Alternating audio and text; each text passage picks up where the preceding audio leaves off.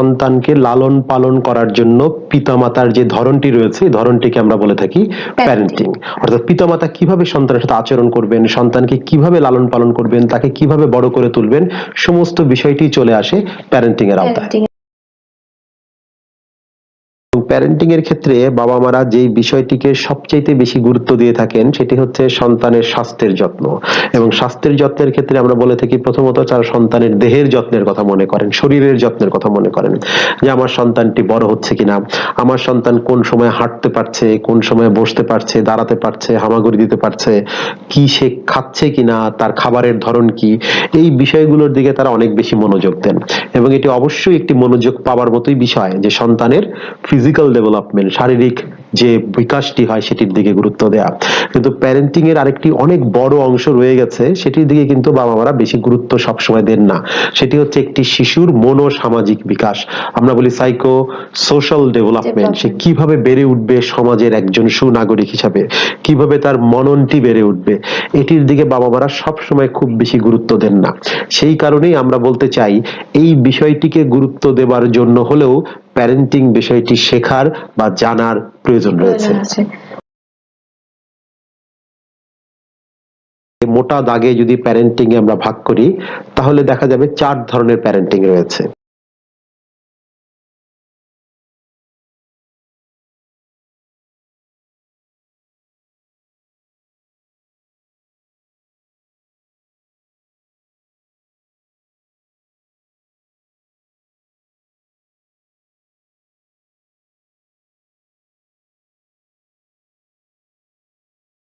এই 4 ধরনের প্যারেন্টিং এর মধ্যে একটিকে আমরা বলি অথরিটেরিয়ান প্যারেন্টিং।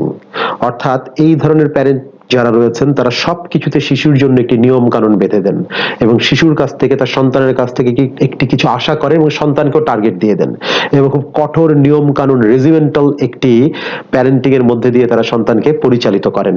তোমাকে এটা পারতেই হবে। পাশাপাশি আরেকটি জিনিস থাকে, তিনি তার নির্ধারিত নিয়মের বাইরে সন্তানকে কখনোই যেতে দেন না এবং তিনি চানও না তার নির্ধারিত নিয়ম কানুন তার সন্তান কখনো ভঙ্গ করবে।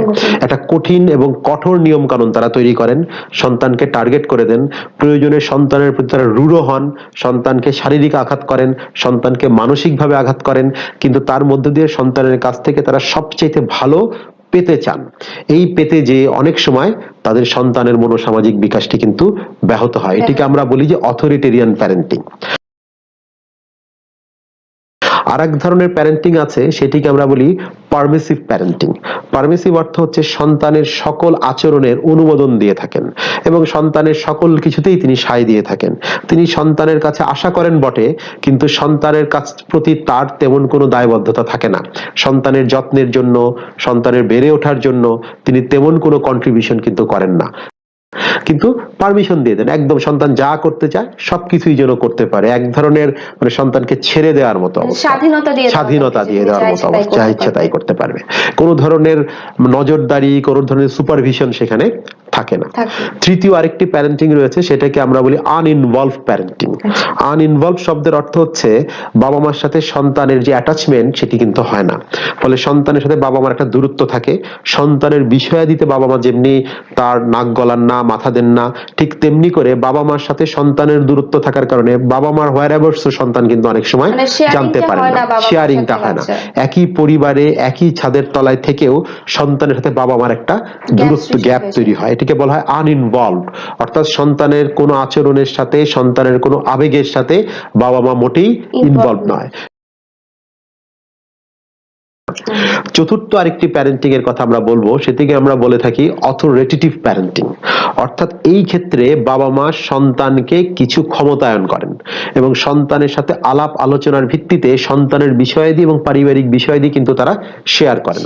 এই ধরনের প্যারেন্টিং এর ক্ষেত্রে সন্তানের সাথে বাবা মার একটা আবেগের সম্পর্ক তৈরি হয়, সন্তানের যে কোনো অ্যাক্টিভিটিজে বাবা মা অংশ নেন এবং পরিবারের যে কোনো সিদ্ধান্ত গ্রহণের ক্ষেত্রেও সন্তানের অংশগ্রহণ কিন্তু থাকে এবং এই ক্ষেত্রেও বাবা মা সন্তানের কাছ থেকে আশা করেন অনেক কিছু, এবং আশা করার কারণে তারা কিন্তু সন্তানকে অনেক কিছু বুঝিয়ে দেন, তুমি এটা করো, এটা করলে তোমার জন্য ভালো হবে, আর তুমি এটা করবে না, এটা করলে তোমার জন্য মন্দ হবে, এবং কোনটা করলে তোমার কি হবে সেটিকে তারা ব্যাখ্যা করেন।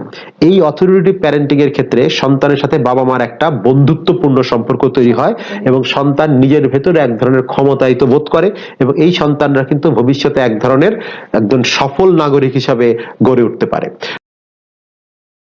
ভালো বাবা মা হওয়ার জন্য সন্তানের সাথে বন্ধুত্বপূর্ণ সম্পর্ক রাখতে হবে, কিন্তু সেই বন্ধুত্বের মধ্যেও এক ধরনের সীমারেখা থাকবে। এই বন্ধুত্ব তার স্কুলের বন্ধুত্ব বা বাসার বাইরের বন্ধুত্বের মতো বন্ধুত্ব নয়। এই বন্ধুত্বটি হবে সন্তানের সাথে বাবা মার যে কোনো চিন্তা, আচরণ, আবেগকে শেয়ার করার মতো বন্ধুত্ব। মনে যা হচ্ছে সেটা যেন সে বাবা মাকে বলতে পারে। পাশাপাশি বাবা মাও তাদের সন্তানের সাথে কোনো আড়াল করবেন না। যে কোনো বিষয় যদি সন্তানের কাছ থেকে জানতে চান, সেটিকে গোপনে না জেনে, পেছন থেকে না জেনে, লুকিয়ে না জেনে সন্তানকার সাথে সরাসরি কথা বলে তার জানার চেষ্টা করতে হবে। সন্তানের উপর কোনো গোপন নজরদারি করে যেন তিনি না জানেন।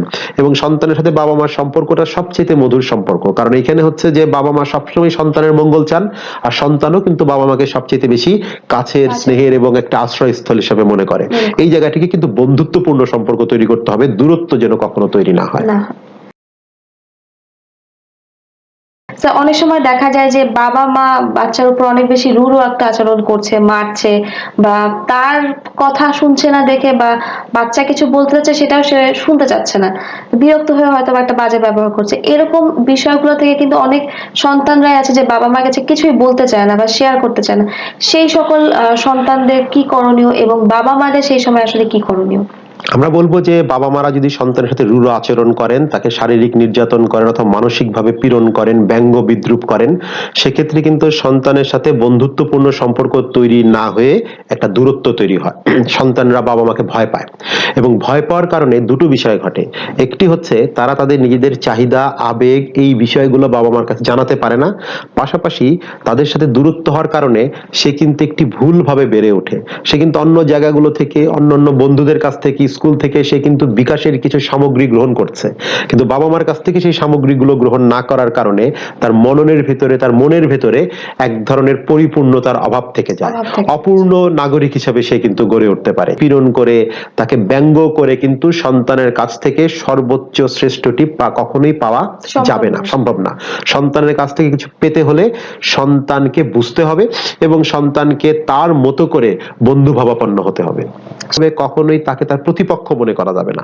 আরেকটি ছোট্ট বিষয় গুরুত্বপূর্ণ, সেটা আমরা বলবো যে সন্তানের এই মনোসামাজিক বিকাশের জন্য, গুড প্যারেন্টিং এর জন্য বাবা মাকে পরস্পরের সাথে সুসম্পর্ক রাখতে হবে, পারিবারিক কলহ, দ্বন্দ্ব এগুলো থেকে দূরে থাকতে হবে, এবং সন্তানের সামনে পরিবারের কোনো সদস্য, শিক্ষক অথবা বয়োজ্যেষ্ঠ কোনো ব্যক্তির সমালোচনা করা যাবে না। স্যার, অনেক সময় কিন্তু দেখা যায় যে বাবা মা সন্তানের সামনেই ঝগড়া করছে, বা নিজেদের কিছু ব্যাপার এমন ভাবে বলে ফেলছে যেগুলো আসলে সন্তানের শোনা কাম্য নয়। তো সেই সকল বাবা মাদের জন্য কি বলার আছে? আমরা বলবো যে সন্তানের সামনে যদি একে অপরের নিন্দা করেন, বাবা মারা একে অপরকে ব্যঙ্গ বিদ্রুপ করেন, তখন কিন্তু সেটি সন্তানের মনোসামাজিক বিকাশকে যেমন বাধাগ্রস্ত করবে, তেমনি কিন্তু তার আচরণ পরিবর্তন করবে, এবং ভবিষ্যতে সেই সন্তানের পক্ষে কিন্তু একজন খুব ভালো প্যারেন্টস হওয়াও একটি ঝুঁকিপূর্ণ হয়ে যাবে।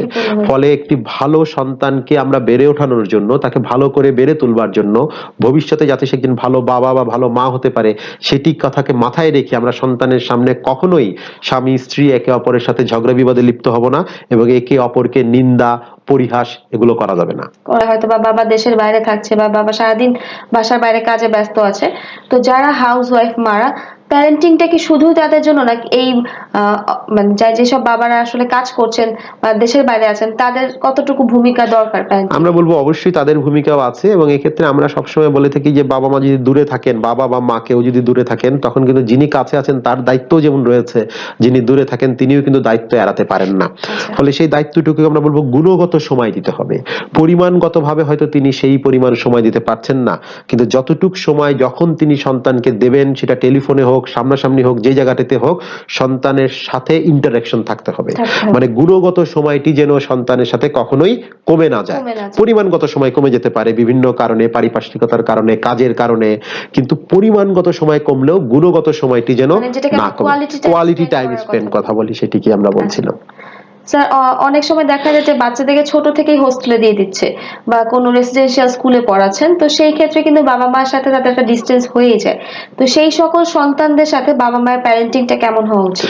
আমরা বলবো হোস্টেলে বা দূরে থাকা যে সমস্ত শিশুরা রয়েছে তারা কিন্তু নিজেদের আত্ম উপলব্ধির জায়গা থেকে একটু বেশি পরিমাণে আত্মবিশ্বাস নিয়ে বেড়ে উঠতে পারে যদি প্যারেন্টিংটা তাদের জন্য খুব আদর্শ হতে পারে। আদর্শ হতে পারে। দূরে থাকলেও বাবা মার কিন্তু দায়িত্ব রয়েছে তার খবরাখবর রাখা, এবং সে যে দূরে থাকার কারণে বাবা মা যে তাকে এক ধরনের তার জন্য এক ধরনের দুঃখবোধে আছেন সেটাও কিন্তু বোঝাতে হবে।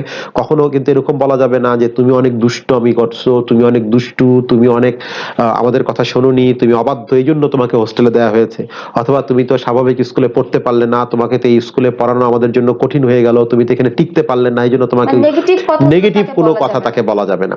তাকে হোস্টেল জীবনটাও যেন ইতিবাচক হয়ে উঠতে পারে। হোস্টেল কিন্তু অনেক গুরুত্বপূর্ণ জায়গা এবং ইতিবাচক ভাবে দেখতে হবে। সন্তান যেন হোস্টেলকে কোনো শাস্তি বলে মনে না করে, সেজন্য হোস্টেলকে নেতিবাচক বলে মনে না করে, এবং বাবা মাও যেন মনে না করেন যে সন্তান আমার জন্য একটি বোঝা হয়ে দাঁড়িয়েছিল বলেই তাকে আমি হোস্টেলে পাঠিয়ে দিয়েছি। ফলে এই জায়গা থেকে সন্তানের সাথে যে আবার সে একই কথাই চলে আসে যে গুণগত সময় দিতে হবে, এবং যখন এই প্যারেন্টস মিটিং বা যে সমস্ত সময় সন্তানের কাছাকাছি থাকার সুযোগ হবে বাবা মার হোস্টেলে থাকা সন্তানের, সেই সময়টুকু তারা পরিপূর্ণভাবেই সন্তানকে দেবেন। দেবেন।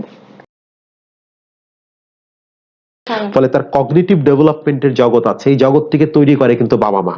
আশেপাশের মানুষ, পরিবেশ, পেশা, রং, স্পর্শ, গন্ধ সকল কিছু সম্পর্কে একটি শিশুর যে জগৎ তৈরি হয় সেই জগৎটিকে আমরা কতটুকু ইতিবাচক করব তা নির্ভর করে তার প্যারেন্টিং এর উপরে।